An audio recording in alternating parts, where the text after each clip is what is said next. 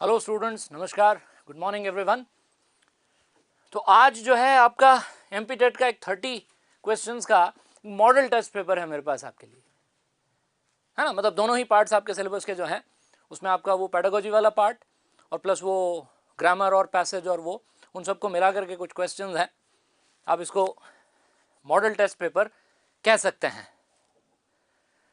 तो let's start. तो सबसे पहले तो देखो, एक पैसेज है, कॉम्प्रिहेंशन पैसेज है। इसको पहले हम रीड करेंगे, फिर इसमें से क्वेश्चंस पूछे गए उनके आंसर्स देंगे। तो let us read the passage first. Helicopters are very different from airplanes. ये पैसेज जो है हेलीकॉप्टर्स के बारे में कुछ बता रहा है हमें कि जो हेलीकॉप्टर्स होते हैं वो एरोप्लेन से बहुत अलग होते हैं। कैसे अलग होते हैं? देखो, they can do 3 things that airplanes can not do. Helicopters 3 ऐसे काम कर सकते हैं जो एयरप्लेन्स नहीं कर सकते। फर्स्ट, पहला, when airplanes move upward they must also move forward, but helicopters can move straight up without moving ahead। ये कह रहा है कि जब एयरप्लेन ऊपर उठता है ना तो साथ साथ में उसको आगे भी, मतलब हवाई जहाज, एरोप्लेन सीधा यूं ऊपर नहीं उठ सकता, उसको ऊपर उठते समय साथ साथ में फॉरवर्ड भी मूव करना होता है। लेकिन हेलीकॉप्टर जो है वो सीधा ऐसे स्ट्रेट ऊपर की तरफ जा सकता है। ये पहला अंतर है हेलीकॉप्टर और एयरप्लेन में। Second, helicopters can fly backward, which airplanes cannot do। Helicopters उल्टा फ्लाई कर सकते हैं, उल्टी दिशा में। एयरप्लेन जो है वो आगे ही फ्लाई करता है, पीछे फ्लाई नहीं करता। Third, helicopters can use their rotors to hover in the air, which is impossible for airplanes. Helicopter जो है वो हवा में होवर कर सकता है, मंडरा सकता है। एक जगह पर खड़ा रह के हेलीकॉप्टर जो है वो होवर कर सकता है। एयरप्लेन जो है होवर नहीं कर सकता, एयरप्लेन को तो मूव ही करना होता है ना। तो ये 3 जो है बड़े अंतर हैं हेलीकॉप्टर और एरोप्लेन के बीच में। तो helicopter can perform actions that airplanes can not. Helicopters जो हैं वो ऐसे एक्शन परफॉर्म कर सकते हैं जो एरोप्लेन्स नहीं कर सकते। They are used for different tasks. उन्हें अलग अलग टास्क्स के लिए यूज किया जाता है। Since helicopters can take off without moving forward, they do not need a runway for take off. क्योंकि हेलीकॉप्टर सीधा ऊपर उठ सकता है ना, सीधा स्ट्रेट ऊपर को जा सकता है, इसलिए उसको रनवे की जरूरत नहीं पड़ती। एरोप्लेन तो सीधा ऊपर नहीं उठ सकता ना, उसको ऊपर उड़ान भरते समय आगे भी बढ़ना होता है। किसको? एरोप्लेन को। तो इसलिए एरोप्लेन को जो है टेक ऑफ करने के लिए बहुत बड़े रनवे की जरूरत पड़ती है। रनवे नहीं है तो एरोप्लेन टेक ऑफ नहीं कर पाएगा। लेकिन हेलीकॉप्टर जो है वो सीधा हेलीपैड से टेक ऑफ कर सकता है। They are used in congested areas where there is no room for airplanes or in isolated areas which do not have airports। Congested areas में, भीड़ भाड़ वाले इलाकों में जहां एयरपोर्ट की जगह नहीं है, वहां हेलीकॉप्टर्स का यूज किया जा सकता है। ठीक है ना। आइसोलेटेड एरियाज है ना, वहां पे मतलब जहां एरोप्लेन, जहां कोई एयरपोर्ट बनाया नहीं गया है, वहां आप हेलीकॉप्टर के जरिए पहुंच सकते हैं। Because they can hover, they are used on fire fighting missions to drop water on fires. Helicopter हवा में एक जगह मंडरा सकता है, इसलिए आग बुझाने के लिए, फायर फाइटिंग ऑपरेशंस में, फायर फाइटिंग मिशंस में पानी गिराने के लिए इनका उपयोग किया जाता है। एरोप्लेन को फायर फाइटिंग के लिए यूज नहीं कर सकते, क्योंकि एरोप्लेन जो है हवा में एक जगह है, होवर नहीं कर सकता, उसको तो फिर उड़ना होता है। They are used in logging operations to lift trees out of forests. जंगल में से पेड़ों को उठाने के लिए भी लॉगिंग ऑपरेशंस में इनका यूज किया जाता है। Helicopters are used as air ambulances to airlift patients out of situations which are difficult to reach by conventional ambulances। ऐसी जगहों पर जहां जो एम्बुलेंस होती है वो नहीं जा सकती या कम समय में मरीज को अस्पताल पहुंचाने की ज़रूरत हो, तो वहां हेलीकॉप्टर्स के जरिए उन्हें एयरलिफ्ट किया जाता है। मरीजों को अस्पताल पहुंचाने का भी काम हेलीकॉप्टर से लिया जाता है। The police used helicopters to follow suspects on the ground और to search for cars on the ground. Police जो है वो भी हेलीकॉप्टर्स की मदद लेती है जमीन के ऊपर पीछा करने के लिए सस्पेक्ट्स का। सस्पेक्ट्स माने संदिग्ध। Of course helicopters have military uses because of their design and capabilities. और जाहिर सी बात है कि मिलिट्री में भी इसका बहुत अच्छा यूज होता है, क्योंकि इसका डिजाइन ऐसा है और इसकी कैपेबिलिटी ऐसी है। तो मतलब कई मायनों में अगर ज्यादा यात्रियों को आपको एक जगह से दूसरी जगह नहीं ले जाना है या बहुत लंबा डिस्टेंस जो है आपको ट्रेवल नहीं करना है, तो हेलीकॉप्टर जो है वो एरोप्लेन से ज़्यादा उपयोगी है। तब ये तो था पैसेज। अब इसके पीछे क्वेश्चंस हैं, क्वेश्चंस के आंसर्स देना है। The word congested in the passage means, congested शब्द का क्या मतलब है? पैसेज में कहा है ना कि ऐसी जगह जो कंजेस्टेड होती है वहां हेलीकॉप्टर्स यूज किए जाते हैं। तो कंजेस्टेड मीन्स व्हाट? कंजेस्टेड जगह कौन सी होती है? ऑप्शंस देखिए। A place which is spacious, a place that has little space, a place which can be accessed by police vans, a place that has so much of smoke due to fire. ऐसी जगह जहां बहुत धुआं हो उसको congested कहते हैं क्या? नहीं। ऐसी जगह जहां पुलिस वैन्स के द्वारा पहुंचा जा सकता है? नहीं। ऐसी जगह जहां बहुत सारा स्पेस होता है? नहीं। ऐसी जगह जहां बहुत कम स्पेस हो। कंजेस्टेड जगह वो होती है जहां जगह बहुत कम हो, स्पेशियस ना हो, खुलासी खुली जगह ना हो, उसको कंजेस्टेड कहते हैं। तो option B, the word congested means that has little space, जहां बहुत कम जगह हो। तो बी उसका राइट आंसर है।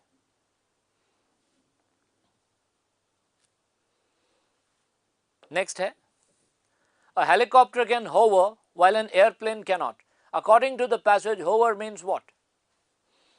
पैसेज में कहा गया है कि भाई हेलीकॉप्टर होवर कर सकता है और एयरप्लेन जो है वो होवर नहीं कर सकता। तो होवर का मतलब क्या है?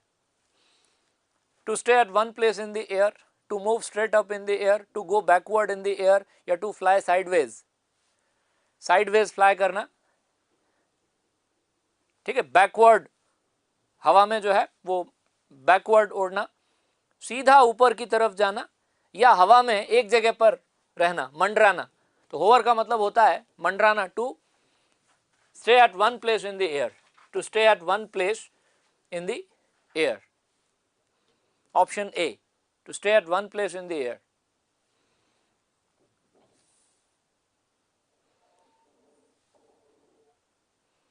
है ना? तो इस तरह से क्वेश्चंस जो है पैसेज में से ही वोकैबुलरी का सवाल पूछ लेगा, पैसेज में से ही कोई एक वर्ड देकर के उसका मीनिंग बताने को कहेगा, है ना? ये वोकैबुलरी का क्वेश्चन इस तरह से आ सकता है। और बाकी कॉम्प्रिहेंशन बेस्ड क्वेश्चंस तो खैर आते ही हैं।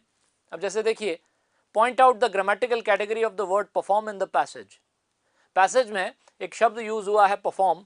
परफॉर्म की ग्रामेटिकल कैटेगरी क्या है? नाउन है, वर्ब है, एडजेक्टिव है, हेल्पिंग वर्ब है, एडवर्ब है, क्या है? परफॉर्म, परफॉर्म करना, परफॉर्म तो एक वर्ब है।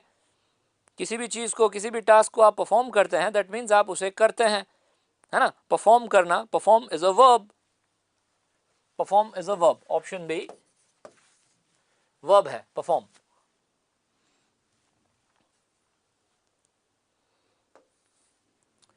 Point out the grammatical category of the word very in the passage. Passage में जो वेरी वर्ड यूज हुआ है, वेरी का ग्रामेटिकल कैटेगरी क्या है ना? पहली लाइन में क्या लिखा है देखो, very different from airplanes, helicopters are very different from airplanes. Helicopters जो होते हैं वो एयरप्लेन से बिल्कुल डिफरेंट होते हैं। देखिए, वेरी डिफरेंट फ्रॉम एयरप्लेन्स। तो ये वेरी शब्द जो है ये कौन सी ग्रामेटिकल कैटेगरी का वर्ड है? देखो, ये जो डिफरेंट है, वेरी क्या है ये समझने के लिए पहले हमें ये पता हो कि ये डिफरेंट क्या है। डिफरेंट एक एडजेक्टिव है।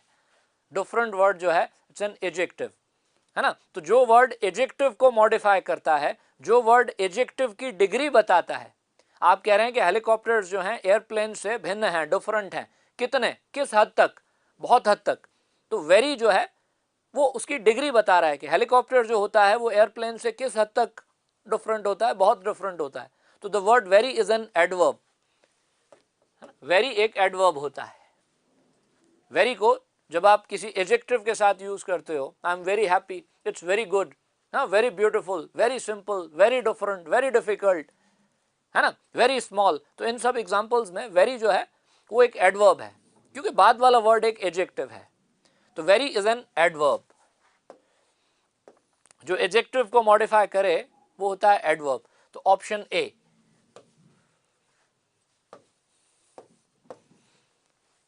Very is an adverb, adverb of degree. जो वर्ड एडजेक्टिव को मॉडिफाई करता है उसे एडवर्ब कहते हैं।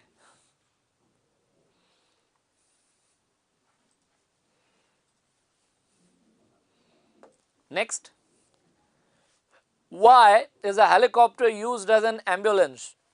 किसी हेलीकॉप्टर को एम्बुलेंस की तरह क्यों यूज किया जाता है?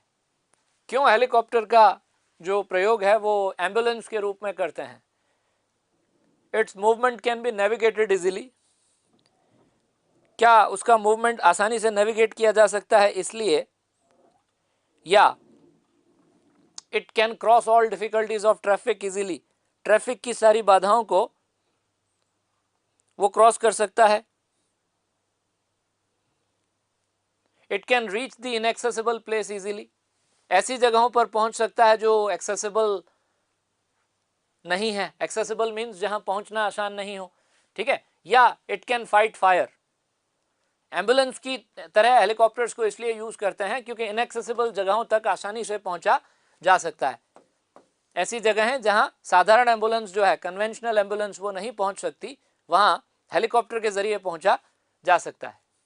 It can reach the inaccessible place easily. तो फिफ्थ का सी,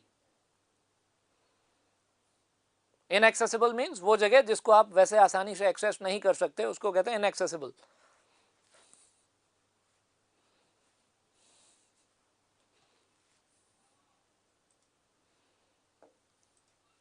Find out the word from the passage which means a place from where airplanes take off. Passage में एक ऐसा शब्द ढूंढिए जिसका मतलब हो एक ऐसी जगह जहां से एरोप्लेन टेक ऑफ करते हैं। रनवे, हेलीपैड, हैंगर या इनमें से कोई नहीं। एरोप्लेन कहां से टेक ऑफ करता है?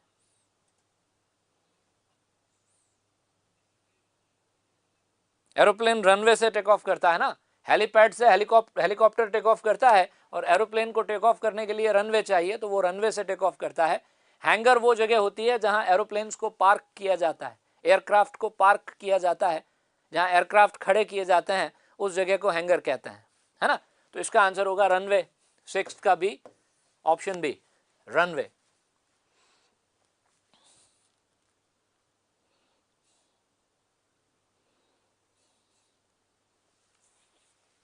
नेक्स्ट है, find out the synonym of expedition from the above passage. दिए गए पैसेज में एक्सपेडिशन शब्द तो खैर कहीं यूज नहीं हुआ है, लेकिन एक ऐसे शब्द को ढूंढिए इस पैसेज में से जिसका मतलब हो एक्सपेडिशन से।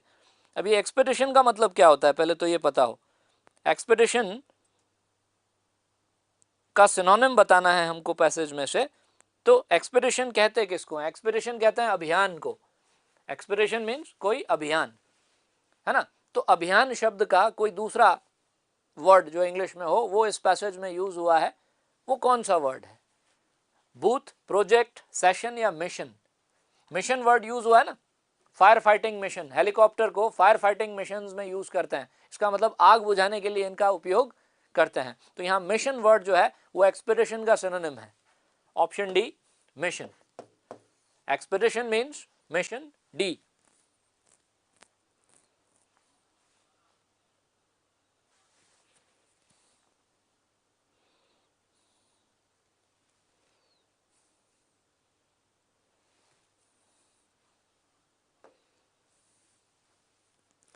What will be the antonym of the word isolated? Isolated word का एंटोनिम क्या है? आइसोलेटेड का विलोम शब्द क्या है इनमें से? आइसोलेटेड मीन्स जो अलग थलग हो, तो आइसोलेटेड का आपको एंटोनिम बताना है। Remote, deserted, accessible. अब जो जगह आइसोलेटेड होती है ना, वहां पर आसानी से मतलब हम पहुंचते नहीं क्योंकि वो आइसोलेशन में है, वो आबादी वाली जो जगह होती है उससे दूर है ना, अलग थलग है। तो अब आइसोलेटेड वर्ड का सिनोनिम नहीं एंटोनिम बताना है। रिमोट, डिजर्टेड, एक्सेसिबल या नन ऑफ द अबव। कुछ हद तक एक्सेसिबल, एक्सेसिबल जो है इन वर्ड्स में से इसका ऑपोजिट हो सकता है। एक्सेसिबल वो जगह है जहां पहुंच सकते हैं, आइसोलेटेड वो जगह है जो मतलब अलग है, बिल्कुल एकांत में है, मतलब जहां पहुंचना इतना आसान नहीं हो। तो एक्सेसिबल वर्ड यहाँ इस कॉन्टेक्स्ट में, पैसेज में वर्ड्स को जिस कॉन्टेक्स्ट में यूज किया है, ठीक है, उसको देखते हुए इसका ऑपोजिट हो सकता है। सी, एक्सेसिबल। डिजर्टेड का मतलब होता है वीरान, है ना, अबैंडन्ड, मतलब जिसको छोड़ के चले गए लोग। कोई भी जगह अगर डिजर्टेड है तो इसका मतलब वो वीरान है, लोग उस जगह को छोड़ के जा चुके हैं, ठीक है, उसको कहते हैं डिजर्टेड। एक्सेसिबल हमारा आंसर है ऑप्शन सी।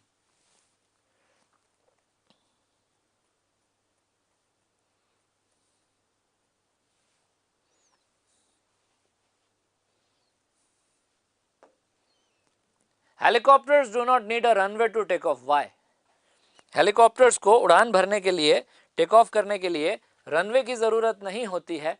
क्यों नहीं होती है? कारण क्या है? Helicopters are different from airplanes, helicopters airplane से डिफरेंट होते हैं, ये कारण है क्या? नहीं। They are used in congested areas, they can hover या they can take off without moving forward. भाई रनवे की जरूरत एरोप्लेन को पड़ती है, एयरप्लेन को, क्योंकि एयरप्लेन जो है वो जब उड़ान भरता है तो उसको मूव फॉरवर्ड भी करना होता है, उसको आगे भी बढ़ना होता है। सीधा सीधा एरोप्लेन यूं हवा में ऊपर नहीं उठ सकता, उसको ऊपर उठते समय आगे भी बढ़ना होता है। जबकि हेलीकॉप्टर एक ऐसी चीज है जो बिना आगे बढ़े सीधा ऊपर उठ सकती है, इसलिए उसको रनवे की आवश्यकता नहीं होती।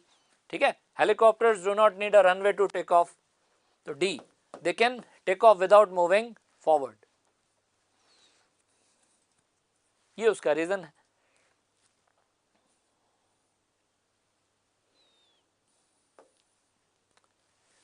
The helicopters are used as air ambulances to airlift patients out of situations which are difficult to reach by conventional ambulances.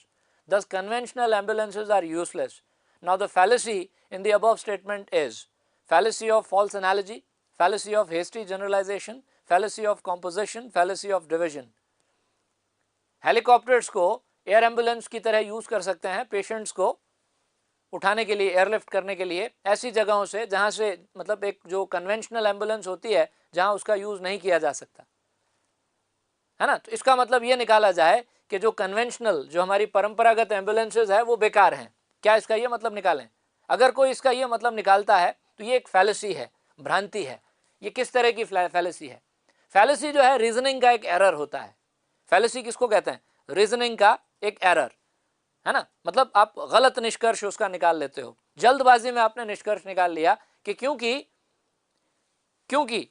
Conventional ambulances को कुछ जगहों से मरीजों को लाने के लिए यूज नहीं कर सकते, जहां तक पहुंचना आसान नहीं है, जो बहुत ऊंचाई पर जगह है या जहां मतलब कम वक्त में एम्बुलेंस नहीं पहुंच सकती, वहां हेलीकॉप्टर से हम पेशेंट्स को एयरलिफ्ट कर सकते हैं। तो इसका मतलब कि कन्वेंशनल एम्बुलेंसेस बेकार हैं, है ना। ये तो बहुत जल्दबाजी में निकाला गया एक निष्कर्ष है, इसको कहते हैं fallacy of hasty generalization. Fallacy of hasty generalization, आपने जल्दबाजी में एक बात को जनरलाइज कर लिया। तो बी होगा इसका answer, option B.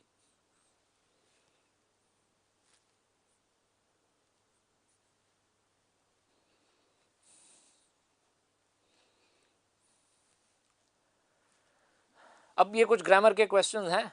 Blank space, spiders have 8 legs. जो स्पाइडर्स होते हैं उनकी 8 लेग्स होती हैं, अ एन द या नो आर्टिकल। स्पाइडर्स की 8 लेग्स होती हैं, अ एन द या नो आर्टिकल। देखिए प्लूरल नाउन है यहाँ पे स्पाइडर्स, है ना। प्लूरल नाउन के साथ अ एन के आने का तो सवाल ही पैदा नहीं होता, क्योंकि ये जो है ना इंडेफिनेट आर्टिकल अ एन, ये केवल सिंगुलर काउंटेबल नाउन्स के लिए होता है। कौन से नाउन्स के लिए? Singular countable nouns. तो प्लूरल नाउन के साथ अ एन कभी यूज नहीं कर सकते, ठीक है। आर्टिकल द भी यहां यूज नहीं करेंगे, क्योंकि आर्टिकल द को आप कॉमन नाउन के साथ यूज करते हो उसकी पूरी क्लास को डिस्क्राइब करने के लिए, लेकिन वो कॉमन नाउन सिंगुलर होना चाहिए, वो कॉमन नाउन सिंगुलर होना चाहिए। जैसे देखो ये 2 sentence, the cow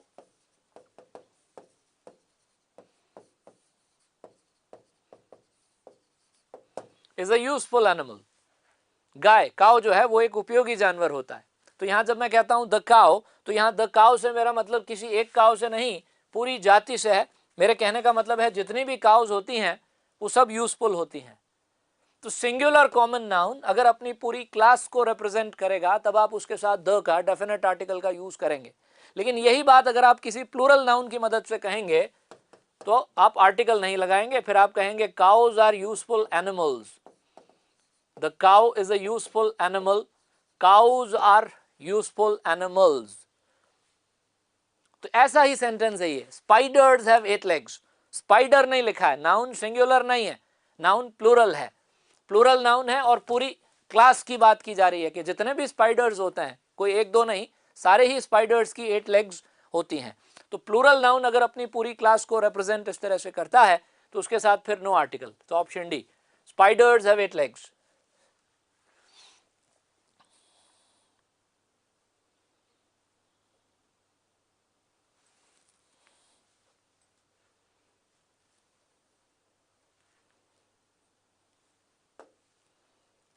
higher you climb cooler it gets. एक सेंटेंस है, दो ब्लैंक स्पेसेस हैं, higher you climb cooler it gets.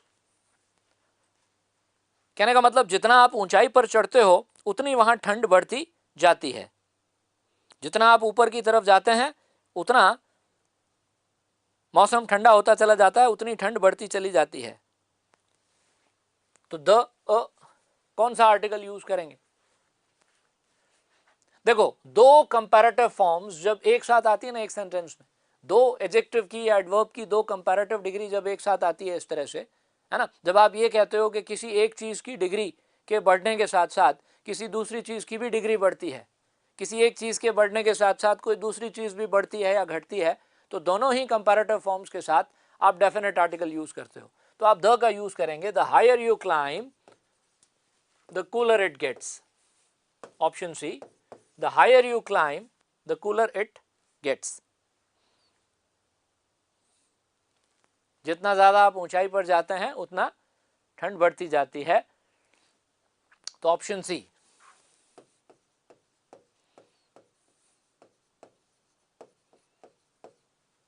The sooner you do it the better it is। हाँ, the sooner you do it the better it is का मतलब जितना जल्दी तुम ये काम कर लो उतना बेहतर। तो सून का सोनर, गुड का बेटर, दो कंपैरेटिव फॉर्म्स एक साथ, दो कंपैरेटिव फॉर्म्स जब सेंटेंस में इस तरह से एक साथ आएंगे तो दोनों के साथ हम द का यूज करेंगे।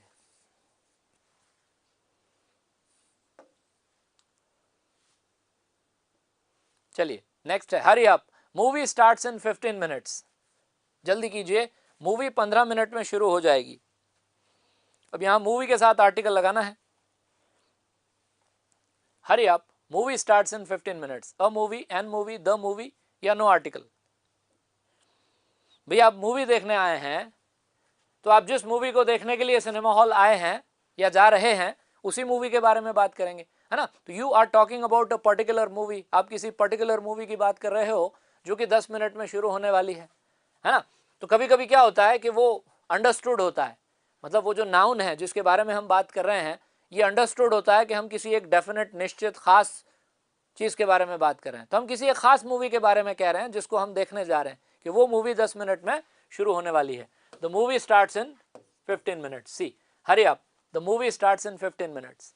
जल्दी करो, वो मूवी 15 मिनट में शुरू हो जाएगी। कौन सी मूवी? जिसको हम देखने जा रहे हैं।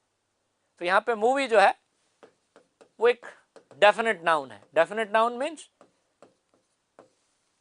कि सुनने वाला समझ जाएगा कि कौन सी मूवी के बारे में आप ऐसा कह रहे हो।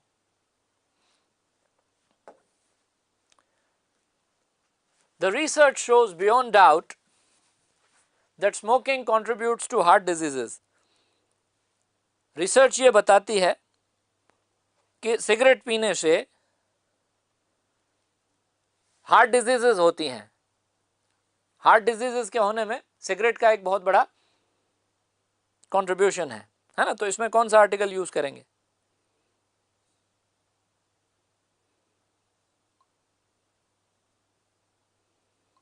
Beyond doubt. बियॉन्ड डाउट मतलब कि इसमें कोई शक नहीं। रिसर्च ने ये बात साबित कर दी है, ठीक है, और ये बात बिल्कुल शक से परे है, शक के दायरे से परे है कि स्मोकिंग हार्ट डिजीजेस में कंट्रीब्यूट करती है। तो बियॉन्ड डाउट होता है, एक्सप्रेशन होता है beyond doubt. Beyond doubt, option D. कोई आर्टिकल नहीं आएगा, beyond doubt. The research shows beyond doubt that smoking contributes to heart diseases. Beyond a doubt नहीं, बियॉन्ड डाउट। 14th का ए नहीं, 14th का D. Next, If you blank space, he would have come. If you blank space, he would have come.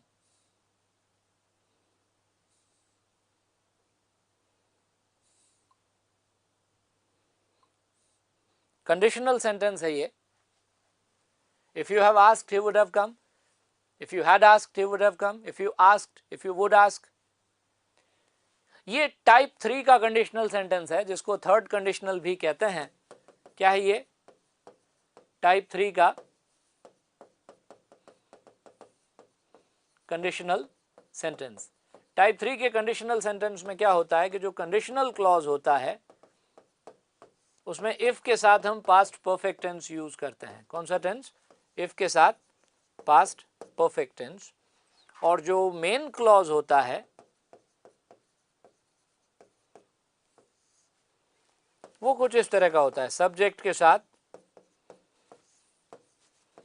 Would या could, would और could के बाद में have के बाद में वर्ब की थर्ड फॉर्म. इफ के साथ पास्ट परफेक्ट और वुड हैव कुड हैव के साथ थर्ड फॉर्म. तो यहां वुड हैव के साथ थर्ड फॉर्म तो दे ही रखी है, पास्ट परफेक्ट टेंस यूज करना. If you had asked he would have come. अगर तुमने कहा होता तो वो जरूर आया होता. अगर तुमने कहा होता तो वो जरूर आया होता.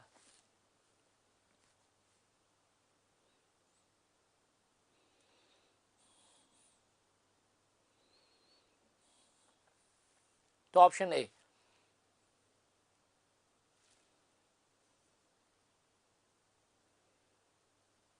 नेक्स्ट है which one of the following is a passive language skill. अभी आपका टीचिंग ऑफ इंग्लिश वाला जो पेडागोजी वाला जो पार्ट है उसमें से क्वेश्चन है ये कि इनमें से लैंग्वेज की पैसिव स्किल कौन सी है. लैंग्वेज की 4 स्किल्स के बारे में हम जानते हैं, लिसनिंग, स्पीकिंग, रीडिंग, राइटिंग. तो लिसनिंग, स्पीकिंग, रीडिंग, राइटिंग, इन चारों स्किल्स में से 2 स्किल्स एक्टिव हैं और 2 पैसिव हैं, है ना. We have 2 active and 2 passive skills. तो इसमें लिसनिंग और रीडिंग को पैसिव स्किल्स कहा गया है. किसको? पैसिव स्किल किसको कहा गया है? लिसनिंग और रीडिंग को पैसिव स्किल्स कहा गया है. पैसिव स्किल्स या रिसेप्टिव स्किल्स कहलाती हैं. ये क्या कहलाती हैं? पैसिव स्किल्स या रिसेप्टिव स्किल्स. और स्पीकिंग और राइटिंग, ये जो 2 स्किल्स हैं, कौन सी? स्पीकिंग और राइटिंग, इनको एक्टिव स्किल्स कहते हैं. क्योंकि क्या होता है कि बोलते और लिखते वक्त आप एक्टिव होते हो. जब आप बोल रहे होते हो, जब आप लिख रहे होते हो, उस वक्त आप एक्टिव होते हो, आप लैंग्वेज को प्रोड्यूस कर रहे होते हो, है ना. तो इसलिए वो एक्टिव स्किल्स कहलाती हैं. और सुनते टाइम और पढ़ते टाइम, जब आप सुन रहे होते हैं या जब आप पढ़ रहे होते हैं तो उस समय लैंग्वेज आप प्रोड्यूस नहीं कर रहे होते. लैंग्वेज तो किसी और ने प्रोड्यूस की होती है, आप उसको जो है वो रिसीव कर रहे होते हैं, सुन रहे होते हैं, समझ रहे होते हैं या पढ़ रहे होते हैं. तो वो पैसिव स्किल्स कहलाती हैं क्योंकि आप निष्क्रिय होते हैं, पैसिव होते हैं, है ना. ये पूछ रहा है कि इनमें से कौन सी पैसिव स्किल है. तो पैसिव स्किल इनमें से तो रीडिंग है. ये दोनों एक्टिव स्किल्स हैं. और इमेजिनेशन जो है वो लैंग्वेज की कोई स्किल नहीं है, इमेजिनिंग. तो reading, option A, reading is a passive skill.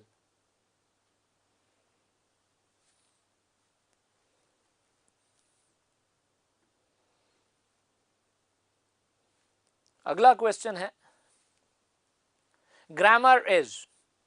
इनमें से ग्रामर क्या है? Linguistic etiquette, set of patterns in which the words of a language are arranged to give a larger meaning, या both A and B. इनमें से grammar शब्द का क्या अर्थ निकाला जाए?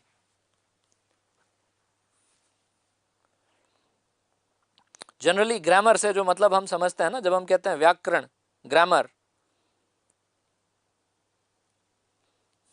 तो जो चीज हम ग्रामर से समझते हैं, grammar is a set of patterns in which the words of a language are arranged to give a larger meaning.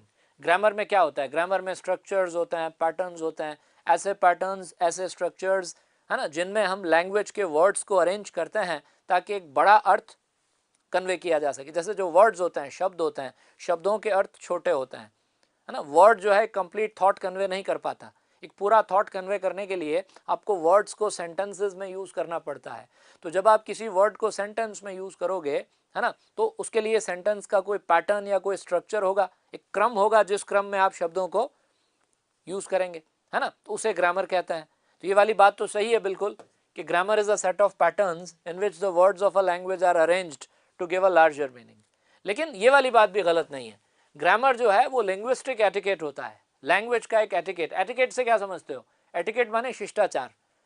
तो जब हम लैंग्वेज बोलते हैं ना, तो जब हम ग्रामेटिकली करेक्ट लैंग्वेज यूज करते हैं, तो बोलते वक्त जब हम ग्रामेटिकली करेक्ट होते हैं तो हमारी बात का एक अच्छा असर सामने वाले के ऊपर पड़ता है, एक अच्छा इंप्रेशन जाता है। सुनने वाला, हम कई बार लोगों की भाषा से अंदाजा लगाते हैं ना कि भाई जिस तरह से बात कर रहा था पढ़ा लिखा लग रहा था, या हम कई बार ये कहते हैं कि जिस तरह से वो आदमी बोल रहा था अनपढ़ लग रहा था, मतलब पढ़ा लिखा आदमी लग नहीं रहा था अपनी भाषा से। तो क्या फर्क रहा होगा अनपढ़ और पढ़े लिखे आदमी में? पढ़े लिखे इंसान ने जब बोला होगा तो उसकी लैंग्वेज में उसकी उसकी उसकी जो मतलब ग्रामेटिकल करेक्टनेस है, जो एक्यूरेसी है, वो अच्छी रही होगी, है ना। उसने ग्रामेटिकल मिस्टेक्स कम करी होंगी, उसका उच्चारण अच्छा रहा होगा, है ना, उसका लहजा भी बहुत अच्छा रहा होगा, जिससे कि आपको ये इंप्रेशन आया कि भाई वो आदमी पढ़ा लिखा है। और जो ज़्यादा पढ़ा लिखा आदमी नहीं है उसने बोलते वक्त ग्रामर का और इस तरह की चीज़ों का बहुत ज़्यादा ध्यान नहीं रखा होगा, है ना। तो लैंग्वेज को यूज़ करने का एक एटिकेट भी होता है ग्रामर। तो ग्रामर को लिंग्विस्टिक एटिकेट भी कहते हैं, ठीक है। तो इसलिए ये दोनों ही बातें सही हैं। एटिकेट का मतलब शिष्टाचार होता है। तो option C, both A and B, दोनों बातें ग्रामर के बारे में जो कही हैं वो सही हैं। Next, which grammar believes that a learner should observe the samples of the language, classify them and then derive generalizations? Traditional grammar, structural grammar, both traditional and structural grammar, and none of these.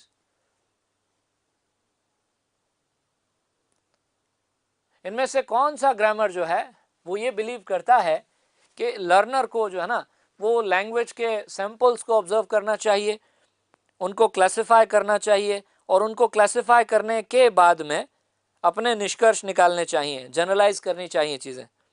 तो कौन सा grammar जो है वो ऐसी बात कहता है? इनमें से दो ही टाइप के नाम दे रखे हैं, ट्रेडिशनल ग्रामर और आपके, एक तो ट्रेडिशनल ग्रामर और एक स्ट्रक्चरल ग्रामर। तो इनमें से कौन सा ग्रामर ऐसा बिलीव करता है? देखो, ट्रेडिशनल ग्रामर जो होता है ना वो तो रूल्स की बात करता है कि ग्रामर जो है उसमें केवल रूल्स होते हैं, ग्रामर की एक अलग किताब होती है, उन रूल्स को मेमोराइज करो, रूल्स को मेमोराइज करने के बाद उन्हें सेंटेंसेस में यूज करो, ये ट्रेडिशनल ग्रामर का मानना होता है ना। तो इसका उत्तर है स्ट्रक्चरल ग्रामर। क्या है? Structural grammar, option B.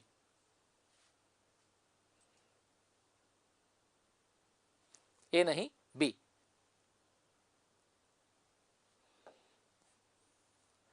Which one of the following is not an important principle of language teaching?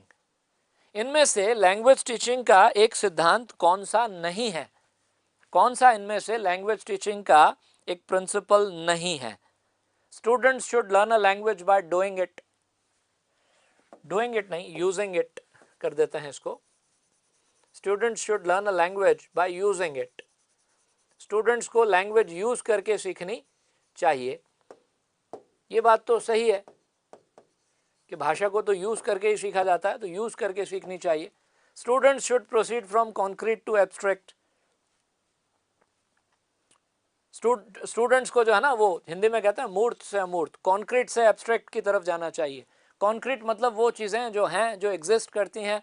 Abstract माने वो चीज़ें जो एग्जिस्ट नहीं करती। मतलब ये हुआ कि एग्जाम्पल से रूल की तरफ जाना चाहिए, उदाहरण से नियम की तरफ बढ़ना चाहिए। पहले एग्जाम्पल, फिर उसके बाद रूल। ये भी बात सही है। Teacher should try to motivate the learners. Teacher को चाहिए कि बच्चों को मोटिवेट करता रहे, ये भी बात सही है। लेकिन ये वाली बात तो सही नहीं है कि teacher should always tell jokes in the classroom. तो डी इसका आंसर हो जाएगा कि ये कोई सिद्धांत नहीं है कि टीचर को क्लास में जोक्स सुनाने ही चाहिए। टीचर चाहे तो जोक सुना सकता है थोड़ी देर के लिए बच्चों का ध्यान जो है वो भटकाने के लिए, लेकिन ये कोई प्रिंसिपल नहीं है, सिद्धांत नहीं है। English language teaching needs to be. English language की टीचिंग कैसी होनी चाहिए? Teacher centred, learner centred, lecture centred या टेक्स्ट बुक सेंटर्ड? देखो, टीचिंग तो हमेशा लर्नर सेंटर्ड होनी चाहिए। लर्नर माने विद्यार्थी, बच्चा। लर्नर को सेंटर में रखकर, स्टूडेंट को सेंटर में रखकर ही टीचिंग होनी चाहिए। लर्नर सेंटर्ड कहो, चाइल्ड सेंटर्ड कहो, स्टूडेंट सेंटर्ड कहो, एक ही बात है।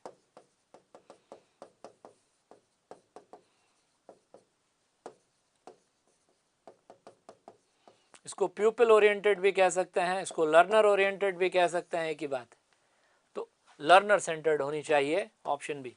English language teaching needs to be pupil oriented, child centred, learner centred, option B.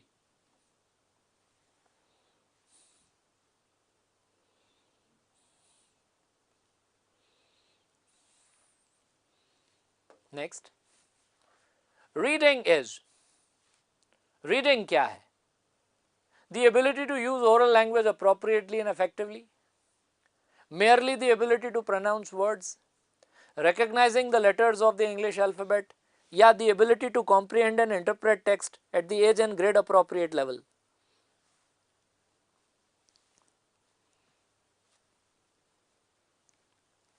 Reading जो है वो ओरल लैंग्वेज को यूज करने की एबिलिटी होती है क्या? नहीं, वो तो फिर स्पीकिंग हो जाएगी, कि भाषा को बोल सकने की जो क्षमता है वो रीडिंग नहीं, वो तो स्पीकिंग है। Merely the ability to pronounce words, केवल शब्दों का उच्चारण करने की एबिलिटी को रीडिंग कहते हैं क्या? नहीं। Recognising the letters of the English alphabet, English के अल्फाबेट के लेटर्स को आप पहचान लेते हो, ABCDEFGH को, उसको रीडिंग कहते हैं क्या? नहीं। ये होगा D, ability to comprehend and interpret text at the age and grade appropriate level. Text को पढ़ के समझना एज और ग्रेड अप्रोप्रिएट लेवल पर, मतलब जो आपकी उम्र है, बच्चे की जो एज है, बच्चे की जो उसका जो मेंटल लेवल है, वो जिस कक्षा में पढ़ता है, वो जिस स्टैंडर्ड का स्टूडेंट है, उस स्टैंडर्ड के हिसाब से उसको टेक्स्ट पढ़ के उसका मतलब समझ में आता है, तो वो रीडिंग है ना। मतलब वो उसको टेक्स्ट का कॉम्प्रिहेंशन होना चाहिए और उसकी एज और उसके स्टैंडर्ड के अनुसार होना चाहिए। जैसे 4th स्टैंडर्ड का बच्चा है, 4th क्लास के बच्चे को जितना टेक्स्ट समझ में आना चाहिए, उसकी वोकैबुलरी जैसी होनी चाहिए, उतना अगर उसको समझ में आता है, तो इसका मतलब कि 4th क्लास का वो स्टूडेंट जो है वो रीडिंग कर सकता है। तो डी इसका आंसर है।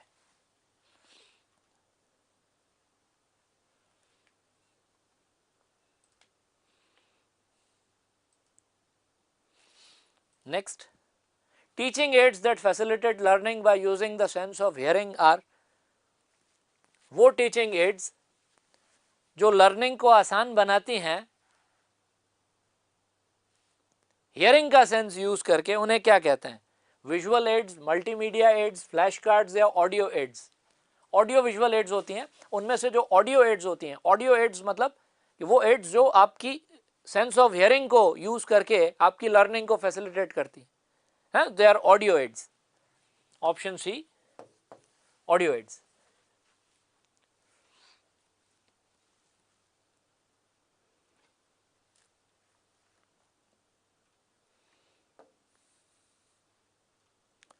The material like pictures, charts, models, maps, puppets are called? Pictures हुए, चार्ट्स हुए, मॉडल्स हुए, मैप्स हुए, पपेट्स हुए, इन चीज़ों को क्या कहते हैं? सब्सटीट्यूशन, प्रोडक्शन या टीचिंग एड्स, या इनमें से कुछ नहीं? भी बड़ा सीधा आसान सा सवाल है। पिक्चर्स हैं, चार्ट्स हैं, किताबें हैं, बोर्ड है, ब्लैक बोर्ड है, मैप्स हैं, पिक्चर्स हैं, ये सब टीचिंग एड्स हैं। क्या है? ये टीचिंग एड्स हैं, option B, they are teaching ads.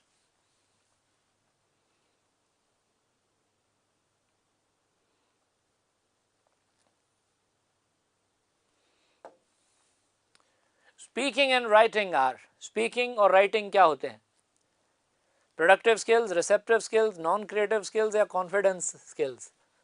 ये तो अभी मैंने एक क्वेश्चन के आंसर में बताया, ये तो पता है हमें पहले भी कि स्पीकिंग और राइटिंग जो है इन्हें एक्टिव स्किल्स कहा जाता है। बोलना और लिखना ये एक्टिव स्किल्स हैं या ये प्रोडक्टिव स्किल्स हैं? इन्हें एक्टिव स्किल्स कहो या प्रोडक्टिव स्किल्स कहो, एक ही बात है,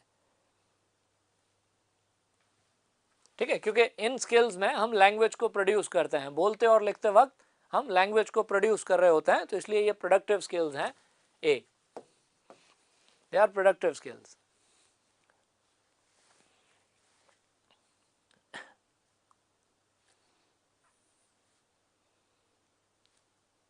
नेक्स्ट है the process of second language acquisition is influenced by languages that the learner already knows. Now this influence is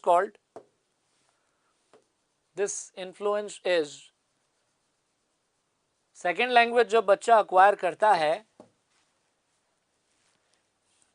तो ऑलरेडी जो भाषाएं उस बच्चे को आती हैं वो उसके उस एक्विजिशन को इन्फ्लुएंस करती हैं, प्रभावित करती हैं, है ना। जैसे रीजनल लैंग्वेज, जैसे कोई बच्चा गुजराती है, ठीक है ना, तो अब वो गुजरात का रहने वाला बच्चा है, उसने बचपन से गुजराती सीखी है, फर्स्ट लैंग्वेज उसकी गुजराती है। अब अगर वो बच्चा कोई नई लैंग्वेज सीखता है, सपोज इंग्लिश सीखता है ना, तो इंग्लिश सीखते वक्त वो जो गुजराती का उसका ज्ञान है, वो गुजराती का जो उसका अभ्यास है, ठीक है ना, वो उसको इन्फ्लुएंस करेगा, है ना। मतलब कि कई चीज़ें, जैसे हिंदी बोलने वाले, हिंदी यूज़ करने वाले लोग जब इंग्लिश यूज़ करते हैं ना, तो वो कई बार क्या करते हैं कि हिंदी के आधार पर, हिंदी में जिस तरह से वो लैंग्वेज यूज़ करते हैं वैसा ही कुछ इंग्लिश में करने की कोशिश करते हैं, वर्ड फॉर वर्ड ट्रांसलेट करने की कोशिश करते हैं। इस कारण से इंग्लिश के सेंटेंस उनके गलत हो जाते हैं, क्योंकि वो इंग्लिश में बात वैसे ही कहने की कोशिश कर रहे थे जैसे हिंदी में कही जाती है। तो ये जो इन्फ्लुएंस है ना, कि एक भाषा जो आपको पहले से आती है वो आपकी नई भाषा को इन्फ्लुएंस करती है, इसको इंटर लैंग्वेज इन्फ्लुएंस कहते हैं। क्या कहते हैं?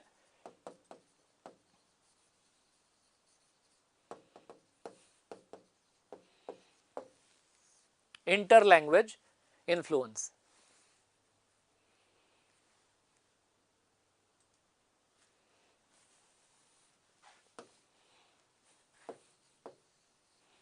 A, interlanguage influence.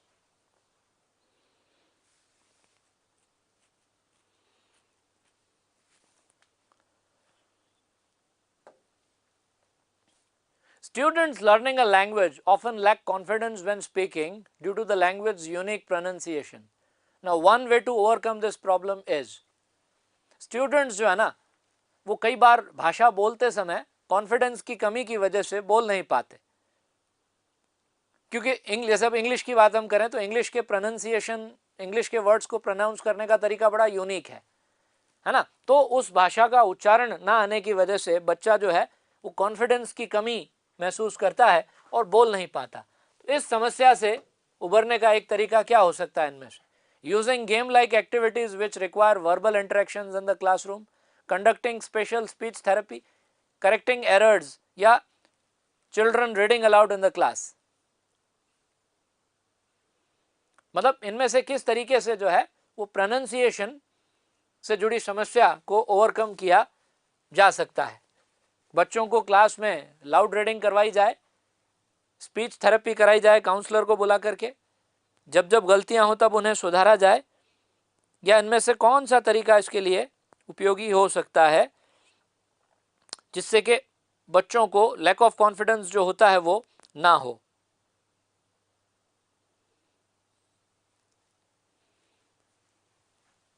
भाई ये बच्चों में कोई डिसऑर्डर तो है नहीं कि उनकी स्पीच थेरेपी करवाएंगे।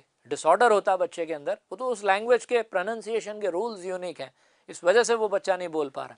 कोई डिसऑर्डर थोड़ी ना है कि उसके लिए स्पीच थेरेपी और काउंसलर की ज़रूरत पड़े।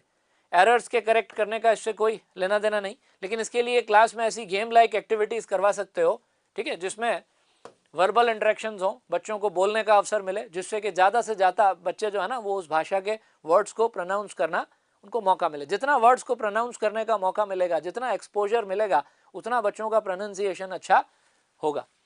तो A is the right answer.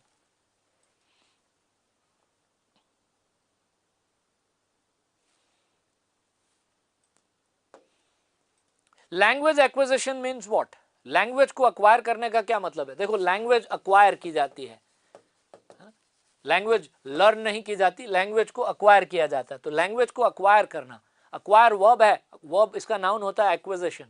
Acquire is a verb, acquisition is it's noun form. तो लैंग्वेज एक्विजिशन से क्या तात्पर्य है? Learning the rules of language, language के रूल्स को लर्न करना नहीं। नोइंग अबाउट अ लैंग्वेज, किसी लैंग्वेज के बारे में जानना नहीं। Formal way of learning a language, किसी लैंग्वेज को सीखने का एक औपचारिक तरीका, ये भी नहीं। An unconscious process that occurs when language is used in real conversation, ये मतलब होता है इसका।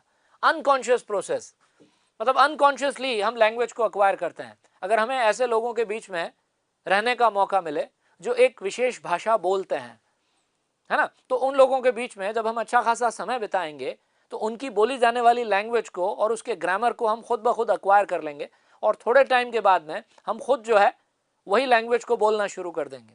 तो मतलब हमने क्या किया, हमने लैंग्वेज को अक्वायर किया, लैंग्वेज एक्विजिशन हुआ। तो ये एक अनकॉन्शियस प्रोसेस होता है। It's not a conscious process, it is an unconscious process that occurs when language is used in real conversation. Language को जब रियल कॉन्वर्सेशन में यूज करते हो तो उस दौरान होने वाला ये एक अनकॉन्शियस प्रोसेस होता है जिसका नाम है language acquisition.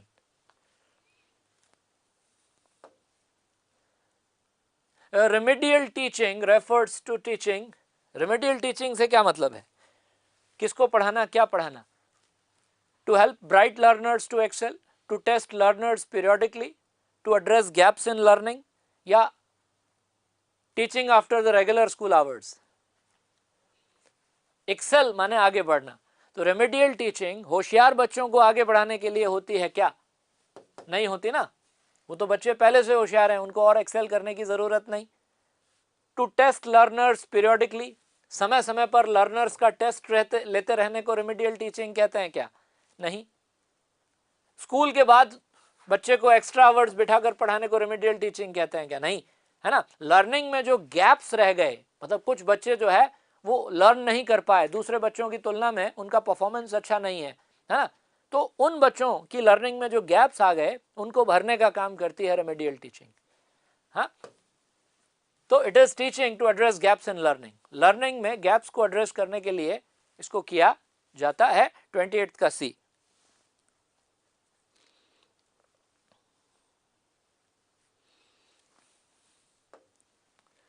Why do we need remedial teaching? हमें रेमेडियल टीचिंग की जरूरत क्यों है, क्यों इसकी जरूरत हमें है? It fills in the gaps that have crept into the students' learning. It rectifies the concepts in English that have been misunderstood. It accelerates the process of English language learning. All of the above. Process of English language, इसमें एक word मैं add करूंगा, learning. Accelerate करना मतलब उसकी रफ्तार बढ़ाना। तो रेमेडियल टीचिंग हमें इसलिए चाहिए कि बच्चों की इंग्लिश लैंग्वेज को लर्न करने की रफ्तार बढ़े, सही है ना। ऐसे कॉन्सेप्ट्स जो बच्चों ने मिसअंडरस्टैंड कर लिए हैं, ऐसी चीज़ें जो बच्चे गलत समझ गए, ठीक से समझ नहीं पाए, है ना, उन कॉन्सेप्ट्स को रेक्टिफाई करना मतलब करेक्ट करना, सुधारना। रेक्टिफाई मीन्स सुधारना। तो बच्चों ने जो चीज़ गलत समझ ली है, गलत कॉन्सेप्ट बना लिया है, उनका सुधार हो सके, इसलिए रेमेडियल टीचिंग होती है, सही है ना। स्टूडेंट की लर्निंग में जो गैप आ गए उनको फिल किया जा सके, इसलिए रेमेडियल टीचिंग होती है। तो ये सारी बातें सही हैं, all of the above, D. इन सभी कारणों से हमें रेमेडियल टीचिंग की जरूरत है ना। और फिर लास्ट क्वेश्चन पेपर का 30th क्वेश्चन है, which of the following is not a principle of language teaching? इनमें से, निम्नलिखित में से कौन सा लैंग्वेज टीचिंग का सिद्धांत नहीं है? नहीं है। Principle of accuracy and correctness, principle of selection and gradation, principle of repetition, या प्रिंसिपल ऑफ ट्रांसलेशन? देखो, प्रिंसिपल ऑफ रिपीटिशन तो एक प्रिंसिपल है। प्रिंसिपल ऑफ रिपीटिशन ये कहता है कि जितना ज़्यादा दोहराओगे उतना ज़्यादा सीखोगे। लैंग्वेज लर्निंग में तो रिपीटिशन एक बहुत इंपॉर्टेंट टेक्निक की तरह काम करता है कि बच्चों को एक चीज़ जितना ज़्यादा रिपीट करवाई जाएगी उतनी जल्दी बच्चे उसे सीखेंगे। तो ये एक प्रिंसिपल है। सिलेक्शन और ग्रेडेशन का भी एक सिद्धांत है। ये प्रिंसिपल कहता है कि लैंग्वेज आइटम्स को पढ़ाने से पहले उनका एक सिलेक्शन हो, उनका एक ग्रेडेशन हो। उन्हें यूं ही बच्चों के सामने मत लेके जाओ रैंडमली, हैफेजर्ड वे में। उनको पहले सिलेक्ट करो और फिर ग्रेड करो। प्रिंसिपल है ये। Principle of accuracy and correctness नाम से भी एक सिद्धांत है।